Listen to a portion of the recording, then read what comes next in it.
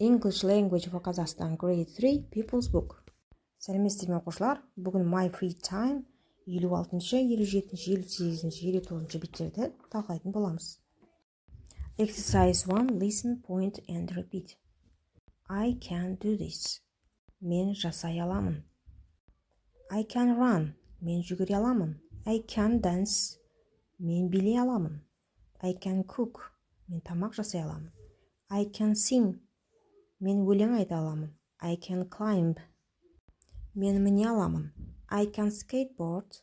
Мен скейтборд жүргізе аламын. I can jump. Мен секіре аламын. I can draw. Мен сурет сала аламын.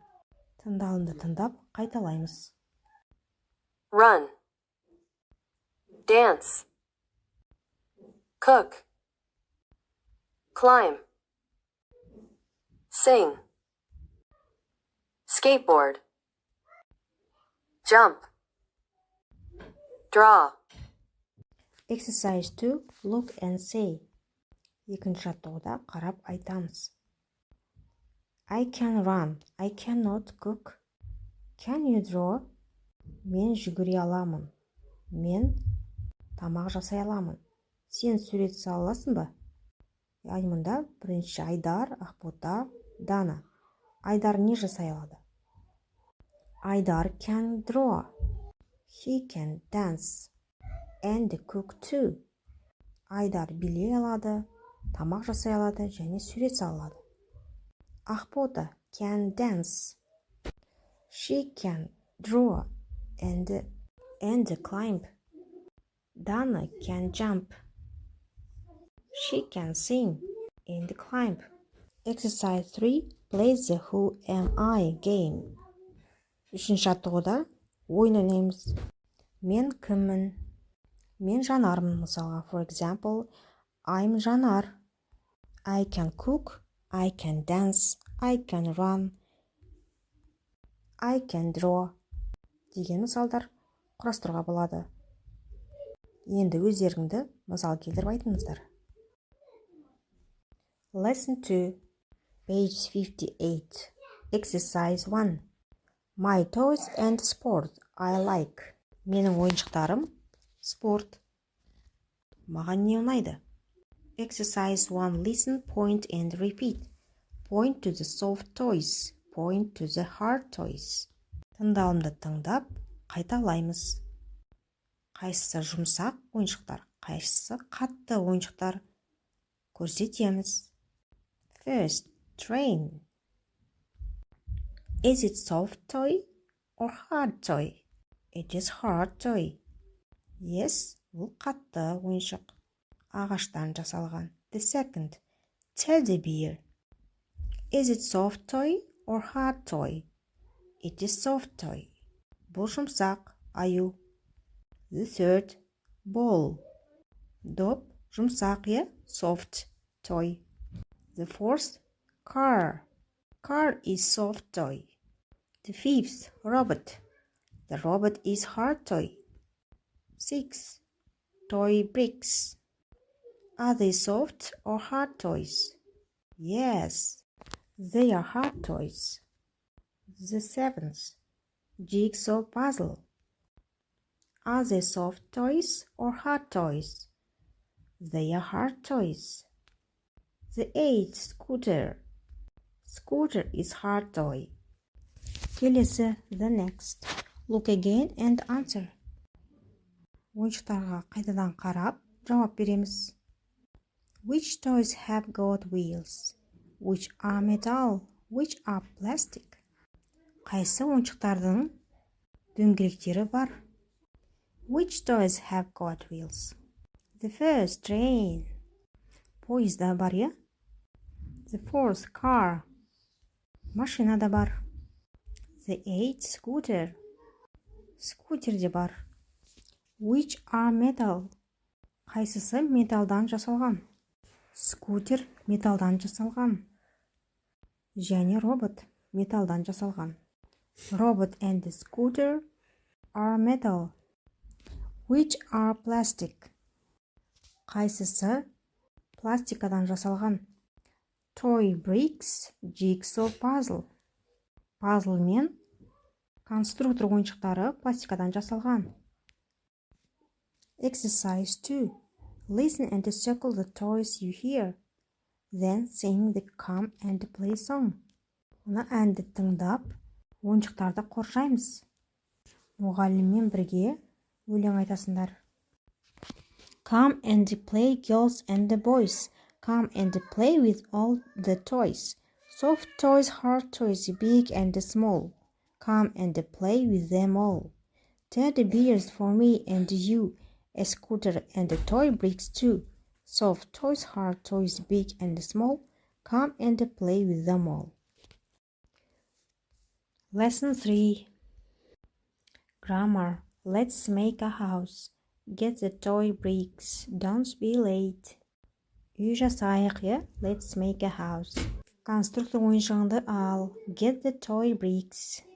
Don't be late. Кешікпе. Exercise 1. Make sentences. Then match. Сөйлемді құрастырамыз. Сосын сәйкестендіреміз. Мына суреттеге қарап A, B, C, D. First. Don't ride your scooter. Бұл D суретіне сәйкес келіп тұр, Скутеріңді айдама дейді. Екіншісі. The second. Draw a car, please. Машинаның суретін сал. B суреті сәйкес келеді. Үшінші. The third. Don't touch these robots. Мына роботқа тиме. Бұл A суретіне сәйкес келеді. Төртінші. Fourth. Play with your train. Бұл C суретіне сәйкес келеді. Пойыз ойыншығымен ойна. Exercise 2. Talk with your friend. Екінші жаттығуда досыңмен сөйлес. Let's ride our scooter. Oh, yes. Great idea. Жүр кеттік. Скутер айдаймыз. Күшті, жақсы идея. Жақсы ой болды. Let's play football. Let's ride a skateboard. Oh, yes. Great idea. Oh, sorry, no. I can't. Деп жауап берулеріне болады. Ал балалар, сабақ аяқталды. Сабақ ұнаса, маған тіркеліп кетуді ұмытпаңыздар. Лайк басып қойыңыздар. Goodbye, bye-bye. Кездескенше. Сәлеметсіз оқушылар. Бүгін ағылшын тілі Excel for Kazakhstan Grade 5 55, 56, 57, 58 беттерді талқылайтын боламыз. Exercise 1. Listen, read and check. Naulan's blog. Who is your favorite singer? My favorite singer is Aykan Tulipbergen. He is Kazakhstani and he's got a great voice. He sings pop music. My favorite song is Only You. Aykan can sing in different languages, Kazakh and English. He lives with his parents. He has a brother and a sister. The names are Aydin and Gauhar. Aydin likes Jennifer Lopez music. He also likes her films. Aykan is a big star in Kazakhstan. Do you know him? Сенің жақсы көретін әншің кім? Менің жақсы көретін әншім Aykan Төлепберген. Ол Қазақстаннан. Оның керемет дауысы бар. Ол көп әндерді айтады. Оның жақсы көретін әні Only You. Тек сен. Aykan әртүрлі тілде өлең айта алады. Қазақ және ағылшын. Ол өзінің ата-анасымен тұрады. Інісі және қарындасы. Олардың аттары Aydin және Gauhar. Aykanға Jennifer Lopez'тің әндері ұнайды. Және де оған оның фильмдері ұнайды. Aykan Қазақстандағы үлкен жұлдыздардың бірі. Сен оны танисың ба? Білесің бе? Комментке жазып кет. Exercise 2. Read the email and answer the questions. Осы текст бойынша сұрақтарға жауап береміз. Бірінші сұрақ. The first. Where is Aykan Төлепберген from? He is from Kazakhstan. The second. What does he sing? Ол қандай өлеңдерді, әндерді айтады? He sings pop music. The third. What does he live with? Ол кіммен тұрады? He lives with his parents. Ол ата-анасымен бірге тұрады. The fourth. Has he got any brothers or sisters? Ағасы әпкесі бар ма? Yes, he has got brother and a sister. Бір інісі және бір қарындасы бар. The fifth. Whose music does he like? Кімнің әндерін ұнатады? He likes Jennifer Lopez's music. Jennifer Lopez'тың әндерін ұнатады. Study skills. Word order. We always put the subject before the verb in affirmative, negative sentences, but after the auxiliary verb in questions. Яғни мұнда сөйлем құрастырған кезде біз әрқашанда бірінші бастауышты қоямыз, кім не. Одан кейін барып баяндауышты қоямыз. Кім не істеді. Бұл жерде болымды сөйлем болсын және болымсыз сөйлемде де солай қолданады. Ал сұраулы сөйлем қойған кезде бізде көмекші етістік қолданылады. Көмекші етістік дегеніміз does немесе do. Мысалға, Jane is Scottish. She isn't Irish. Does she live in the UK? Яғни Jane ол шотландық, ол ирландық емес. Does she live in the UK? Ол Англияда тұрады ма? Ол кезде біз does етістігін, көмекші етістігін қолданамыз. Exercise 3. Write the sentences in the correct order. Яғни сөйлемді дұрыстап көшіріп жазу. Бұл жерде шатастырып берген. Бірінші бастауыш, баяндауыш ретімен жазылуы керек. First, бірінші American is Jenny. Дұрыс жауабы Jenny is American деп айтамыз, Jenny американдық. The second. She doesn't like football. Екінші сөйлемде бізде болымсыз сөйлем болды, ол оған футбол ойнаған ұнамайды. Үшінші сөйлемде the third сұраулы сөйлем. Сұраулы сөйлем болған кезде біз do көмекші етістігін қолданамыз. Яғни do they play the guitar. Do they play the guitar? The fourth. He can't play the piano. Бұл да болымсыз сөйлем. Ол гитара ойнай алмайды, The fifth. Has he got a pet? Оның жақсы көретін үй жануары бар ма? The sixth. Are they Chinese? Олар Қытай ма? The seventh. He doesn't like vegetables. Оған көкөністер ұнамайды. The eighth. Her mom is a teacher. Оның анасы мұғалім. Exercise 4. Collect information about your favorite singer. Answer the questions. Интернеттен немесе өздерің жақсы көретін әншілеріңдің информация жинау. Және сұрақтарға жауап береміз. The first. Бірінші, who is your favorite singer? Сенің жақсы көретін әншің кім? The second. Where is she from? Ол қай жерден? The third. What can she do? Ол не істей алады? The fourth. Has she got any brother or sisters? Ағасы, сіңлісі бар ма? The fifth. Has she got any pets? Үй жануары бар ма? Оның үй жануарлары бар ма? Алтыншы. What's your favorite song? Сенің жақсы көретін әнің қандай?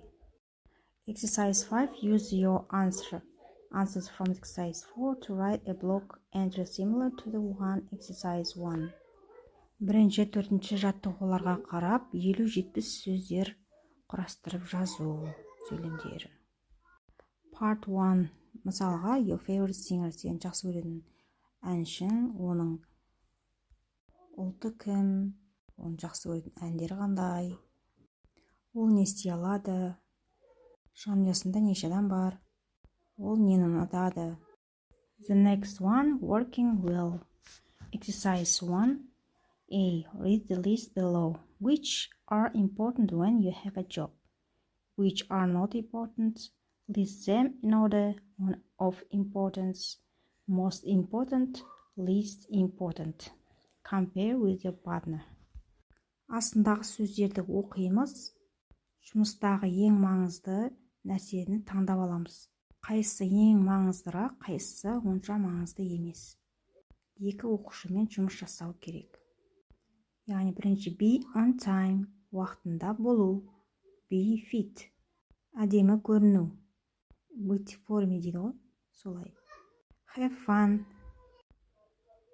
уақытты жақсы өткізу, қуанышты өткізу. Dress well, жақсы киіну. Be polite, сыпайы болу. Work hard, көп жұмыс жасау. Say thank you, рахмет айту. Work quickly, тез жұмыс жасау. Help others, басқаларға көмектесу. Be quiet, тынышталу. Осының қайсысы маңыздырақ деп ойлайсыздар? Be on time, уақытында болу. Яғни кешікпей жұмысқа бару. Қалғандары қатты маңызды емес, е? Жақсы киіну, жұмыс жасау, сыпайы болу, рахмет айту, жұмысты тезірек жасау, көмектесу. Осының бәрі онша маңызды емес қатарына кіреді. Be жаттығуында топпен жұмыс жасау, класспен. How to work well, жұмыс жасау үшін не істеу қажет? Бірінші жаттығудың A тапсырмасында осы сөздерді қолданып жұмыс жасайсыздар топпен. Exercise 2. Do the quiz, mark the sentence true or false. Мына сөйлемдерді оқып, қайсысы дұрыс, қайсысы жалған екенін белгілеп кетеміз. True рас, false қате. First, a water slide tester is not well paid. Бұл яғни су сырғана жолдарын қауіпсіздігіне жауап беретін адам. Яғни сол жұмыс жақсы төленбейді дейді. Яғни аз төленетін жұмыс. Я, ол рас, true болады. The second, екіншісі. Temple University has red owl as a mascot. Яғни Temple университеті қызыл үкінің атына қойылған. Екіншісі true болады. Үшінші, the third, a basketball mascot has to be creative. Баскетбол талисманы шығармашылықты болу керек дейді. Үшіншісін true деп қоямыз. The fourth, David Beckham's look alike can't play football. David Beckham футбол ойнай алмайтын сияқты. True деп қоямыз. Бесінші, the fifth, the 13 years old in Kazakhstan can do part-time work. 13 жасқа толған балалар Қазақстанда жарты күн жұмыс жасай алады дейді. Жоқ, false, дұрыс емес. Six, worker ants are all males. Жұмысшы құмырсқалар барлығы ер құмырсқалар дейді. Жоқ, false болады. The seventh, every ant colony has soldier ants. Барлық құмырсқалар колонияда әскери құмырсқалар бар. True деп қоямыз. Exercise 4. What is your daily routine like? Is it the same as the singer? Тыңдалымды тыңдаймыз, оқимыз. Сендердің күндерің осылай өтеді ме дейді. I get up in the morning, can't wait to start my day. Every day is a new day, what time to work and play. I'm busy in the morning and in the evening too. The weekdays are just crazy. There is always lots of to do. Tick-tock, tick-tock, I'm busy around the clock. Tick-tock, tick-tock, I never stop. Hippogriff. Hippogriff. Phoenix. Unicorn. The Samrock. Cyclops. Dragon. Гиппогриф ол гибрид. Екінші суретте феникс. Үшінші суретте самұрық. Төртінші суретте циклоп. Аңызды әскер. Бесінші суретте единорог. Жалғыз мүйізді аң. Алтыншы суретте дракон. Ал балалар, сабақ аяқталды. Сабағым ұнаса лайк басып, подписаться етіп қойыңыздар. Family and Friends People's Book. Grade 3. Сәлеметсіз бе оқушылар? Бүгінгі тақырып 38, 39, 40, 40 беттерді талқылайтын боламыз. My free time lesson 1. Exercise 1. Listen, point and repeat. Бірінші жаттығуда тыңдалымды тыңдап, көрсетіп қайталаймыз. Run. Fly. Walk. Talk. Ride a bike. Ride a scooter. Run, жүгіру, fly, ұшу, walk, жүру, talk, сөйлесу, ride a bike, велосипед айдау, ride a scooter, скутерді айдау. Exercise 2, listen and chant. Тыңдалымды тыңдап, мұғаліммен бірге өлең айтасыңдар. Exercise 3, look, listen and point. Үшінші жаттығуда қарап, тыңдап, және көрсетеміз. Бірінші суретте Look at my toy, uncle. His name is Action Boy. Аға, менің ойыншығыма қарашы дейді. Оның аты Action Boy. Action Boy ол боевик деген. Немесе әрекетші бала деп айтуға болады. Hello, nice to meet you. Танысқан қуаныштымын дейді. Look, he can run. Қарашы, ол жүгіре алады дейді. Екінші суретте Look, Tim, Action Boy can fly. Қара, Тим, менің ойыншығым Action Boy ұша алады дейді. Great. Can he play football? О, қандай керемет. Футбол ойнай ала ма екен? Yes, he can. Иә, ойнай алады. Үшінші суретте Look, Rosie, Action Boy can walk. He can run and he can fly.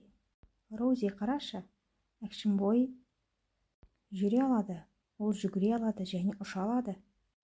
Oh, you are clever, Action Boy. Сен сондай ақылдысың, Action Boy. Төртінші суретте How old are you, Action Boy? Сен жасың нешеде, Action Boy? Silly Rosie, he can't talk, he is a toy.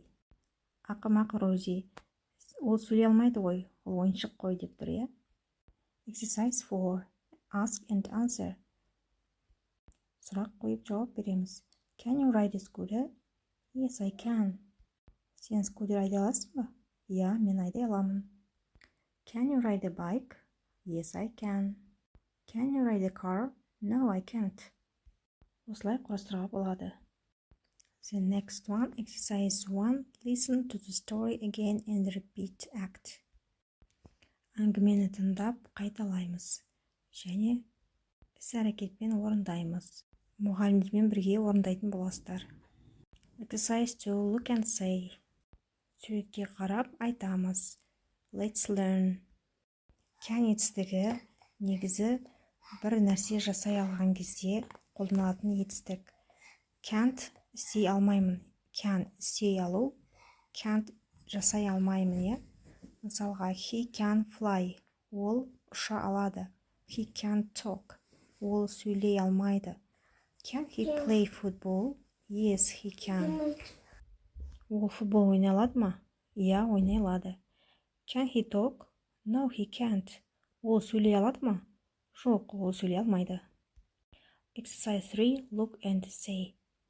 Суреттерге қарап айтамыз. Bicycle. Scooter. Helmet. Knee pads. Bicycle, велосипед, scooter, скутер, helmet, шлем, knee pads, тізе жастықшалары. Exercise 4. Look at the poster and complete the sentence with can or can't. Can немесе can't етістігін қойып шығамыз. Safe riding tips. Қауіпсіз жүру бойынша кеңестер. Яғни техникаларды қалай қолданамыз. Wear a helmet and knee pads. Бас киімді киеміз, шлем, және тізе жастықшаларын киеміз. Stop and check the traffic. Тоқтап, қозғалысты тексереміз. Көлікті айдағанда телефонды қолдануға болмайды, жазуға болмайды. Айдаған кезде басымызға шлем киіп, телефонды қолданбауға үйренейік. First, біріншісі. He can ride a bike. Ол велосипед айдай алады. Second, екіншісі. He can't fly. Ол ұша алмайды. The third, үшінші. She can ride a scooter. Ол скутер айдай алады. Төртінші, fourth. She can't talk on the phone. Телефонмен сөйлесе алмайды. Exercise 1. Listen, point and repeat. Тыңдалым тыңдап, көрсетіп қайталаймыз. Write. Draw. Sing. Dance. Cook. Exercise 2. Listen and sing. Екінші жаттығуда тыңдалымды тыңдап, мұғалімдермен өлең айтасыңдар. I can do anything. I can write my alphabet. My alphabet. I can write my alphabet from A to Z. I can do anything. I can do anything if I try. I can draw an elephant with two big ears. I can do anything. I can sing this song to you and make you smile. I can do anything. Exercise 4. Ask and answer. Сұрақ қойып жауап береміз. Can you cook? Yes, I can. Сен тамақ жасай аласың ба? Иә, жасай аламын. Can you sing? No, I can't. Сен өлең айта аласың ба? Жоқ, айта алмаймын. Can you read? Yes, I can. Сен оқи аласың ба? Иә, оқи аламын. Can you draw? No, I can't. Сен сурет сала аласың ба? Жоқ, сурет сала алмаймын. The next one. Келесі бет. Exercise 1. Listen, point and repeat. Тыңдалымды тыңдап, көрсетіп қайталаймыз. Ink. Jam. Kite. Lion. Ink, сия, паста, jam, варенье, kite. Батпырауық. Lion, арыстан. Exercise 2. Listen and chant. Екінші жаттығуда тыңдап, өлеңді мұғалімдермен бірге айтасыздар. Look at the ink, ink. Look at the jam, jam. Look at the kite, kite. Look at the lion, lion. Exercise 3. Listen to the sounds and join the letters. What has the lion got? Тыңдалымды тыңдап, әріптерді қосамыз. What has the lion got? Арыстанда не бар? The lion has got ink. The lion has got jam. The lion has got kite.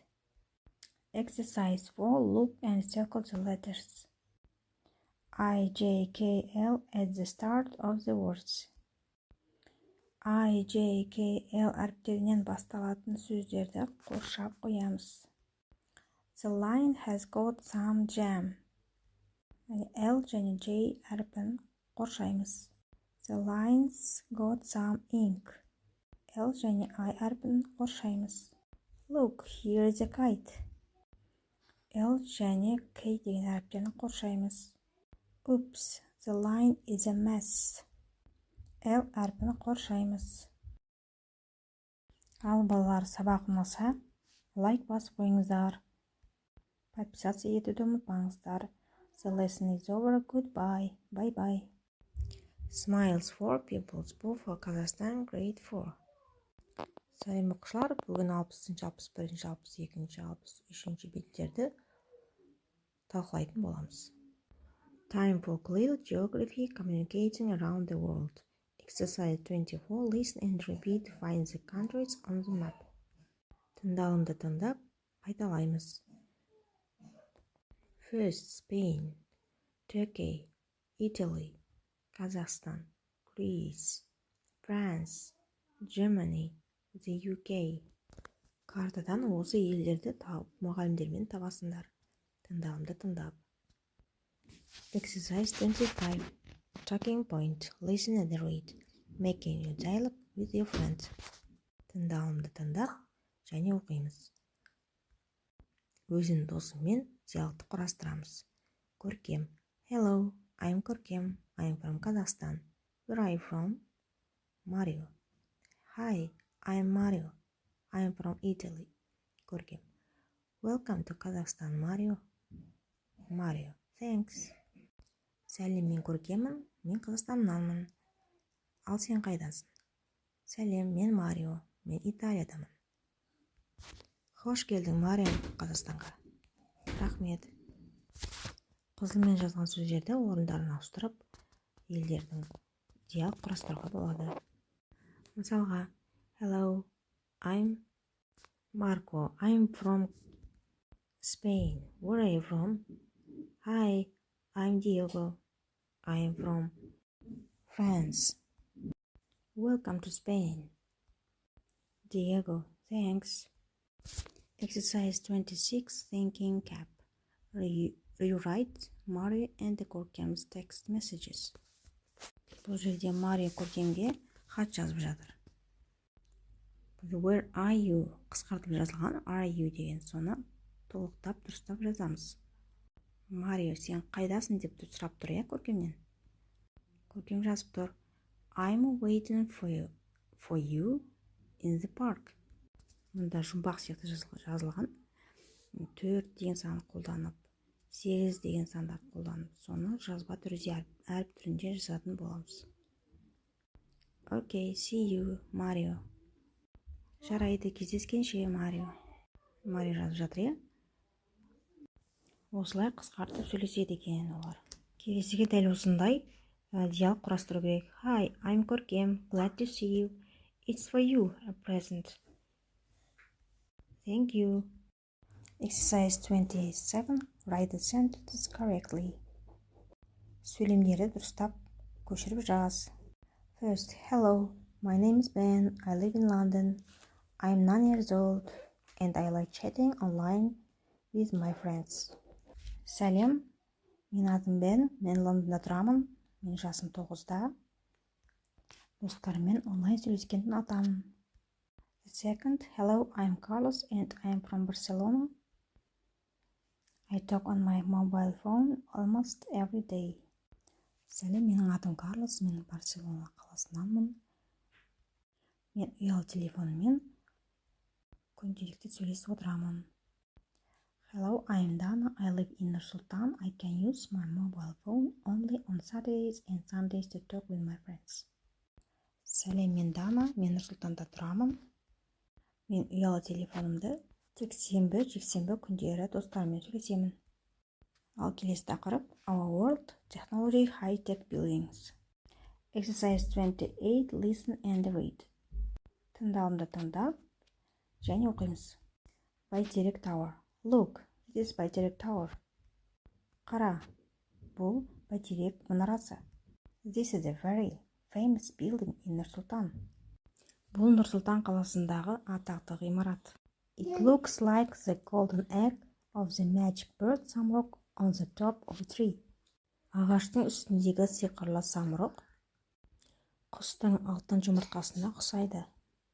The tower is 97 meters tall. Биіктігі 97 метр. You can take great pictures from up there and you can see the whole city. Ол жерде биіктіктен суретке түсіп, және бүкіл қаланы көре аласыз. At night, Бәйтерек Tower changes colors. Түнде Бәйтерек мұнарасы түсі өзгереді. They use computers to do this. It is fantastic. Олар компьютер арқылы оны жасайды. Бұл керемет. Фантастикалық. Келесі The Gherkin мұнарасы. The Gherkin, or the 30th Mary X is skyscraper in London. It opened in 2004 and it is 180 meters tall. Геркин Лондондағы ең үлкен мұнара. Ол 2004 жылы ашылып, ұзындығы 180 метрді құрайды. You can see it from 30 kilometers away. Сен оны 30 километр ары қашықта көре аласың. There are 80 lifts in the Gherkin. Оның ішінде 18 этаждық лифт бар. They can go very fast. Олар өте тез жүреді. If you don't like lifts, there are 1037 steps. Егер саған ұнамаса лифт, онда 1037 баспалдақ бар. The Gherkin is a very famous and you can see it in some films too. Геркин өте атақты мұнара. Сен оны кейбір фильмдерде де көре аласың. Exercise 29, read and choose. 29 жаттығуда оқимыз және таңдаймыз біреуін. Қарамен жазылған сөздің біреуін таңдаймыз. Дұрысын таңдаймыз. First, Бәйтерек Tower is taller, shorter than the Gherkin. Бәйтерек мұнарасы қысқарақ Гherkinнен қарағанда. Яғни shorter'ны таңдаймыз, белгілеп тұр өзі. Екінші, second, there are 1307 steps in the Gherkin. Gherkin'де 1037 баспалдақ бар, The third, Бәйтерек Tower looks like an egg bird on the top of a tree. And деген артиклді қойып жазамыз, The fourth, the Gherkin has got 18 lifts that can go very fast or slow. Fast дегенді таңдаймыз, Gherkin мұнарасында 18 қабаттағы лифт тез жүретін, Exercise 30, find the information about high-tech building. Where is it? How tall is it? What does it look like? Make a project or PowerPoint presentation presents it to the class дейді. Ең биік технологияда жасалған мұнара немесе ғимарат туралы ақпаратты тауып, өздерің жазу керексіңдер. Where is it? Қайда орналасқан? Ұзындығы қандай? Неге ұқсайды? Деген сұрақтарға жауап жазамыз. Келесі 63-ші бет, Exercise 1, read and number. Бірінші жаттығуда оқимыз және белгілейміз сандармен. A. Минибас белгіленіп тұр, 0 деп. Біріншісі first, tram, трамвайды белгілейміз. Еді. Екіншісі plane, ұшқыш. The third, hot air balloon, ыстық ауада ұшатын шар. The fourth, underground, яғни жер астында жүретін транспорт, метро. The fifth, scooter. Exercise 2, look, read and complete. Қараймыз, оқимыз және толықтырып жазамыз. Mrs. Aliva is a nurse. Суретке қарап, қандай мамандық екенін анықтаймыз. First, Mr. Нұрбаев is an architect. Mr. Оспан is a photographer. Mrs. Омарова is a reporter. Mr. Абув is a dentist. Mrs. Иванова is a mechanic. Mr. Искаков is an electric. Mrs. Kaliva is a waitress. Mr. Popov is a computer programmer. Exercise 3, read and choose. Оқып, дұрыс жауапты таңдаймыз. Our car is bigger than yours. B белгіленіп тұр, bigger деген дұрыс жауап. First, this van is very long болады, Which is the safest means of transport? The third, traveling by ferry is slower than the traveling by train. The fourth, trains in this city are worse than in my city. The fifth, a holiday by the sea is better than a holiday in the mountains. The sixth, which is the easiest way to get around Нұр-Сұлтан. Ал оқушылар, сабақ аяқталды. The lesson is over. Bye-bye. Маған тіркелуді ұмытпаңыздар. Лайк басып кетіңіздер. Сәлем оқушылар. Біз бүгін Family and Friends Pupils Book for Grade 3 кітабымен 34-ші, 35-ші, 36-ші беттерді талқылайтын боламыз. Unit 4 Exercise 1 What is the weather like in your town? Сенің қалаңда ауа райы қалай? Autumn. Autumn деген күз. Күзде ауа райы қандай болады? Cold. Суық. Hot. Ыстық. Rainy. Жаңбырлы. Snowy. Қарлы. Sunny. Күн шуақты. Windy. Желді. Осының ішінен дұрысын белгілейтін боламыз. Яғни rainy, sunny, windy. Winter, қыс. Қыста ауа райы қандай болады? Cold, суық. Snowy, қарлы болады. Және windy, желді. Spring, көктем. Көктемде ауа райы қандай болады? Rainy, sunny, кейде windy болады. Summer, жазда ауа райы қандай болады? Hot, sunny. Келесі exercise 2. Make a weather book about your town. Show the 4 seasons. Қаланың ауа райы кітабын жасап, 4 мезгілді көрсету керек. Бұны ауызша жазатын боламыз. In winter the weather is cold, snowy. In summer is hot and sunny. In autumn is windy and rainy.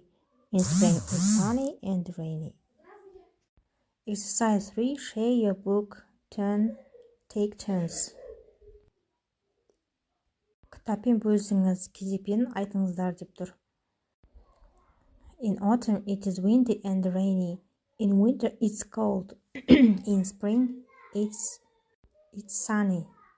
Осында диалог сияқты құрастыру керек. Ары қарай мысалға күзде желді және жаңбырлы болады дейді. Ал айтады, қыста суық болады дейді. Ал көктемде sunny, күн шуақты және жаңбырлы болады. In summer it is hot and sunny деп жалғастыруға болады. The next one, келесі бет, 35-ші бет, Unit 4, Lesson 8, Exercise 1, Match what do you do when it's hot. Ыстық күндері сен не жасайсың, не істейсің? Соны сәйкестендіру керек. Сызықпен көрсетеміз. Мысалға, біріншісі wear sunglasses. Көзілдірік кию. Екіншісі wear a sun hat. Күн қорғайтын бас киім кию. Шляпаны кию яғни. Үшіншісі, the third, use sunscreen. Күннен қорғайтын крем жағу. Немесе кремді қолдану. Төртіншісі, the fourth, seek for shade. Көлеңкені іздеу. Бесіншісі, the fifth, put on a shirt. Жейдені кию.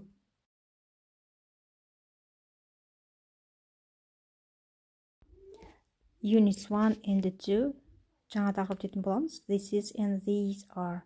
This is деген мынау. These are мыналар деп аталады. Singular жекеше түрде, plural көпше түрде. This is my pen. Бұл менің қаламым. These are my pens. Бұлар менің қаламдарым. This is your pencil. Бұл сенің қарындашың. These are your pencils. Бұлар сенің қарындаштарың. This is his ruler. Бұл сенің сызғышың. These are his rulers.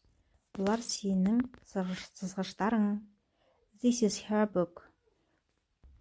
Бұл оның кітабы. These are your books. Бұлар оның кітаптары. Questions. Сұраулы сөйлем қалай болады? Is this your desk? Бұл сенің партаң ба? Yes, it is. Бұл менің партам. No, it isn't. Жоқ, бұл менің партам емес. Are these your books? Мынау сенің кітаптарың ба? Yes, they are. Бұлар менің кітаптарым. No, they aren't. Жоқ, бұлар менің кітаптарым емес.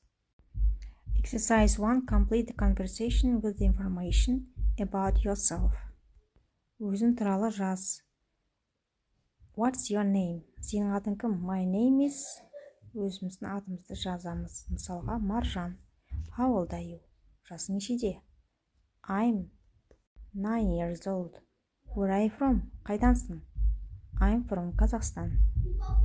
Exercise 2. Write the plural forms of the words. Яғни мұнда көпше түрде сөздерді жазамыз. Біріншісі first, bag, bags, man, men, women, women, door, doors, child, children. Exercise 3. Look and describe. Суреттерге қарап, сипаттаймыз. First, бірінші, this is a pencil. The pencil is red. The second, this is a pen. The pen is gray. The third one, this is a door. It is white. Төртіншісі, the fourth. These are rubbers. They are 4. They are pink and blue. Unit 1 and 2.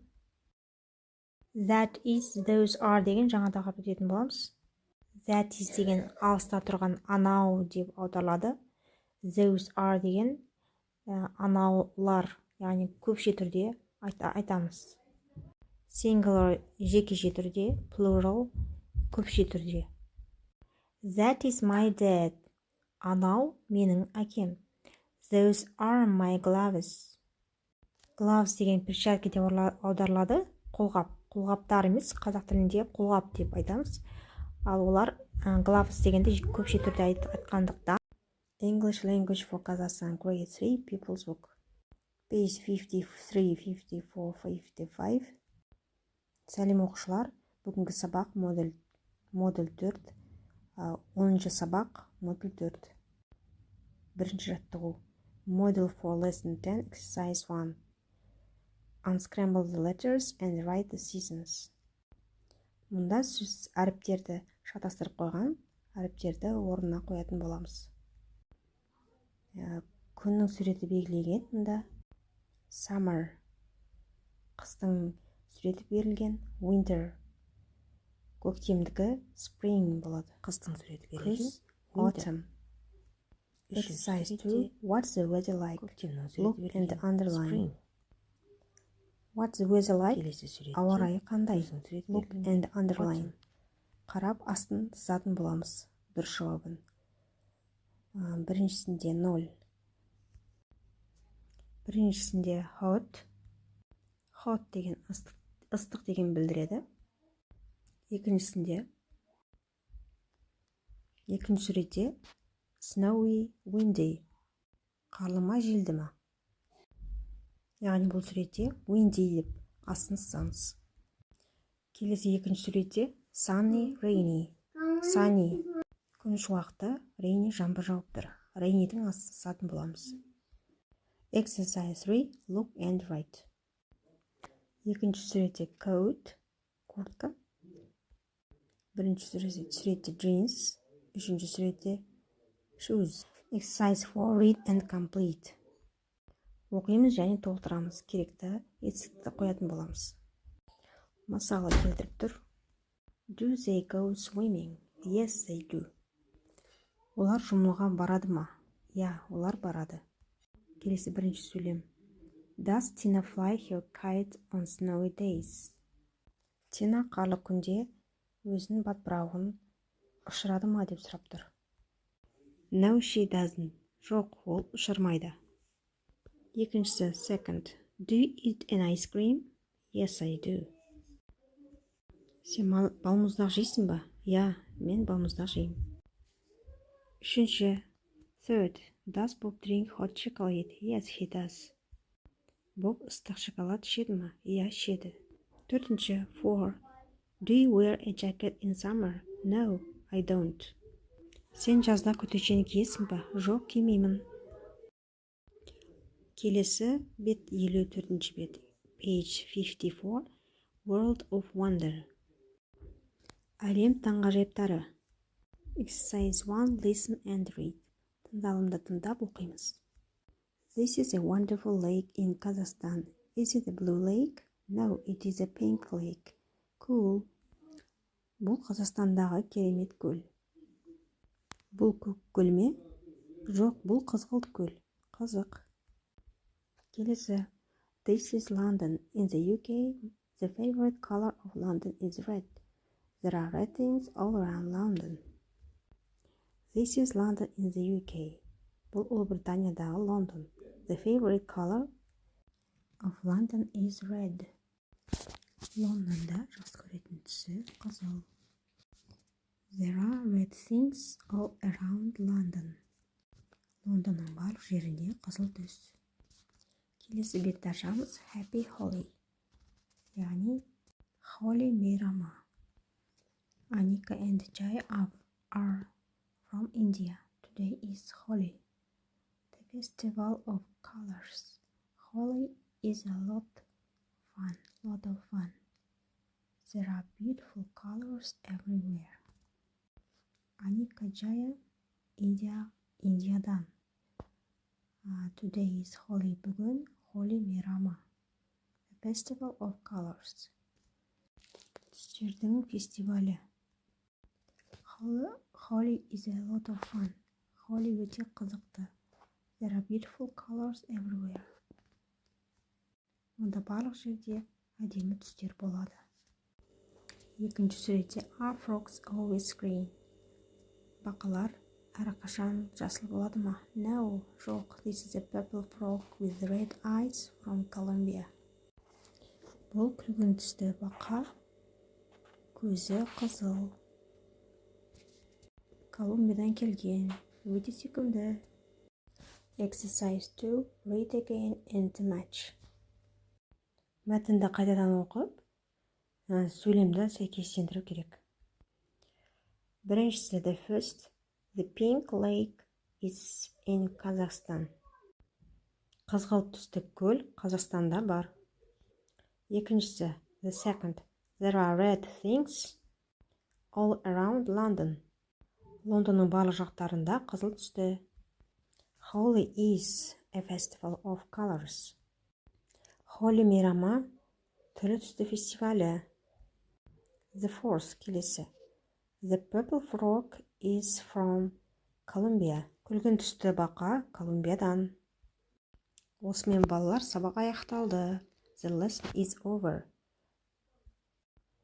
Балалар сабақ ұнаған болса, лайк басып, подписаться батырмасын басып қойыңыздар. Сәлеметсіздер ме оқушылар, бүгін ағылшын тілі 7-ші сынып 2-ші тоқсан тжб тапсырмаларын талқылайтын боламыз. Task 1. Do the matching size 1 to 5. While you listen to the recording, complete the table with the correct place from the box above. Тыңдауды тыңдап, мына қалаларды қоятын боламыз. Қай спикер қай жерге барғысы келіп тұр екен. Listening A. The speaker wants to go to Cambridge. Listening B. The speaker wants to go to Manchester. C. Speaker wants to go to Oxford. D. Train is going to Exeter. The passengers want to go to London. Listening E. What time is the train back to London? 4:20 p.m. Пойыз нешеде қайтады Лондонға? Сағат 4:20-да қайтады. Reading task. Read the article Holidays in Space. The World Tourism Organization says that space will soon be a popular place to go on holiday, possibly by 2020. One Japanese company is getting ready. They are planning a space holiday center. It will look like a bicycle wheel and have a hotel for 100 people, a theme park. It will travel around the Earth at a height of 300 kilometers. The company hopes the center will be ready in 2017.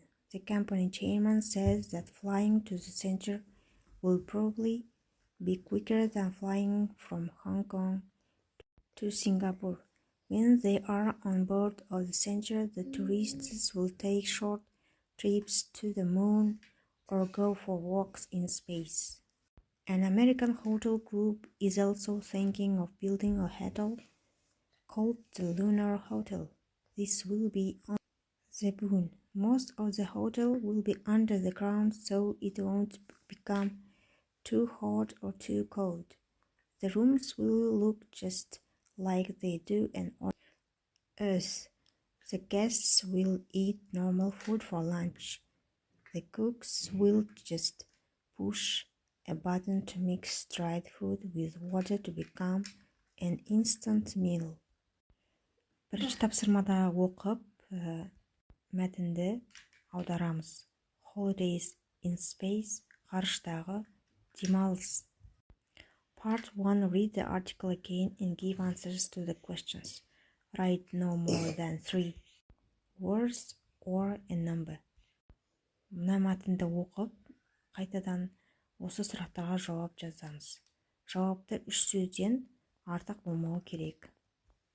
Example, мысалға, when will space be a popular place for holiday?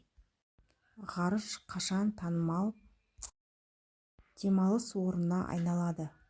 Мүмкін 2020 жылы, я? First, бірінші сұрақ, how many people will be able to stay at the hotel?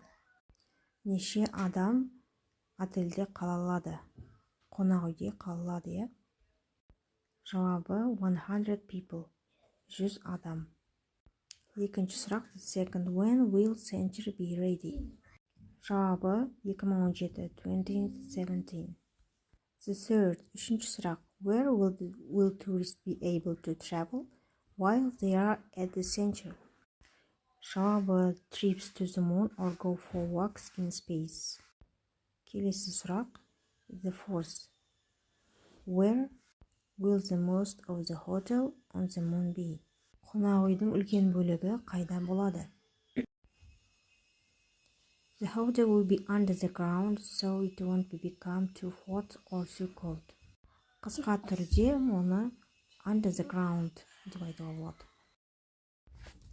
Part 2. Read definition of the word from the text. Write it in the given place. Мына сөйлемді оқып, осы сөздің мағынасын астында берілген сызықшаның орнына жазамыз. Бұл екі дөңгелегі бар транспорт педальді басып жүретін. Жауабы бұл bicycle немесе bike деп айтуға болады. The six. Алтыншы, the large round object that circles the earth and that shines at night by reflecting light from the sun. Бұл үлкен жерді айналатын объект, жерді айналатын дөңгелек объект. Ол не? Түнде жарқырайды, күндіз күннің сәулесін түсіреді. Жауабы ай, moon, the moon. Ал балалар, сабақ аяқталды. Сау болыңыздар.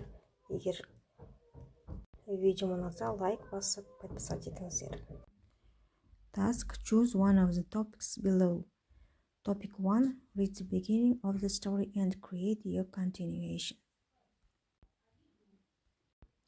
Мәтіннің бастапқы бөлігі бар, соның жалғастырамыз. Last month, I traveled to Italy. When I came to Italy, I realized that I had some problems. Өткен айда мен Италияға саяхаттап барып келдім. Италияға барғаннан кейін менде кішкене бір жағдайлар болды, проблемалар болды. Осы мәтінді жалғастыру керек. You may use these plans for the answer. Мына жоспар бойынша жасауға болады, You may use this plan for the answer. What were the problems? Проблемасы қандай? Жағдайы қандай? How did you solve them? Сен оны шеше алдың ба? Describe the end. Аяғы немен аяқталды? I lost my passport. I was upset. I couldn't enjoy my trip. Яғни біріншісінде мен паспортымды жоғалтып алдым, өзімді жаман сезіндім, саяхатымды жалғастыра алмадым, Екінші, the second. Yes, I went to the information desk. In 3 days, I got my new passport from the embassy. Мен ақпарат бөлімшесіне барып келдім. 3 күннен кейін мен жаңа паспортымды алдым. посольстводан, иә. At the end, I arrived in Italy that I planned to see sightseeing. My holiday in Italy was not so perfect. Аяғында мен Италияға келдім. Менің ойдағымдай өтті. Көрікті жерлерді көрдім. Мен ойлағандағыдай болған жоқ менің саяхатым. Келесі, the next topic 2, read the beginning of the story and create your continuation. Мұнда тағы да осы мәтінді оқып, жалғасын жалғастыру керек, аяғын жалғастыру керек. Мәтінде Кайл мен Стив ғарышқа ұшып бара жатыр екен, Марсқа. Кенеттен Кайл терезеден